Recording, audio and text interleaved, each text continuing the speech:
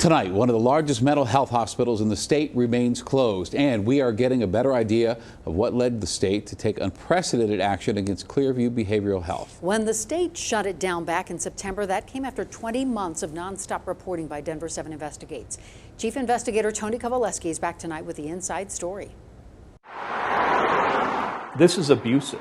The parking lot sits empty. They were treating patients as pawns to make more money than they were entitled to make. Inside, stacked and packed boxes sit in the lobby.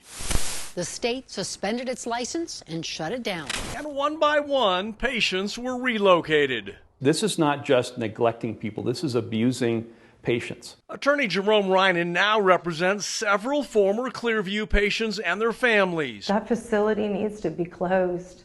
Part of an ever-growing list of more than 6 insiders, former employees, and patients, all sending warnings during the past 2 years. Many sat in front of our cameras, telling their stories to the world. It should have been closed last year. Nobody should be in there.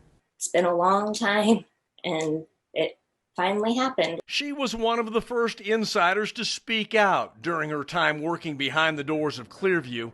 She witnessed the death of Tibor Hatay, a father of 2. I really feel like it was a wrongful death, and I feel like it was wrong and it could have been prevented. A questionable death the medical examiner called a cover-up. Would it be accurate for me to report that Clearview attempted to cover up the details of this death? Yes, they gave us inaccurate and misleading information. What message did you send to Clearview with this lawsuit? Message is that you can't abuse medical professionals to work your scam. Reinen's client is the now former medical director at Clearview. He's suing the Tennessee corporation that owns the hospital, one of its executives, and a Florida medical group. By all indications, it was the information he shared with state regulators that provided the final push that closed Clearview. It looks like this doctor's information was the final straw. I think it was. I think that my perception is that the state was giving Clearview second and third and fourth chances at putting itself together. It's a tough decision, but it becomes a lot easier when the medical director of the facility calls them up and says, guess what's going on here? And the 13-page lawsuit accused hospital leadership of conspiring to undermine the doctor's authority, interfering with his job duties, and forcing him out of his job.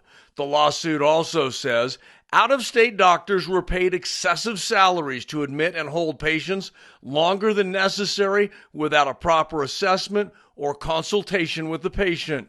It says medical records were regularly manipulated. The lawsuit accuses a Clearview senior manager of causing employees to engage in illegal, wrongful, and unethical behavior. And it says staff was using M1 holds on patients so they could be given involuntary injections of medications. Accusations consistent with what we've heard multiple times from several former employees. Because of the news reports and people coming through, following through, that they're being held accountable. It's unfortunate. They should have done something a long time ago. They're trying to keep people and get more money out of insurance, and it's just wrong. And accusations also brought forward by courageous former patients. You can't treat people the way that they treat people. People are not animals. People are not paychecks. Pressure that continued for more than 20 months before regulators finally closed Clearview. Effective today, they are no longer in operation. Has the state ever done this before? No, Tony. At least in my 17 years here at CDPHE, we have never closed a behavioral health hospital. And while the doors to Clearview remain locked, Colorado's Attorney General continues to investigate the death of Tibor Hatay and multiple claims of Medicare and Medicaid fraud. Help people understand what was the final straw?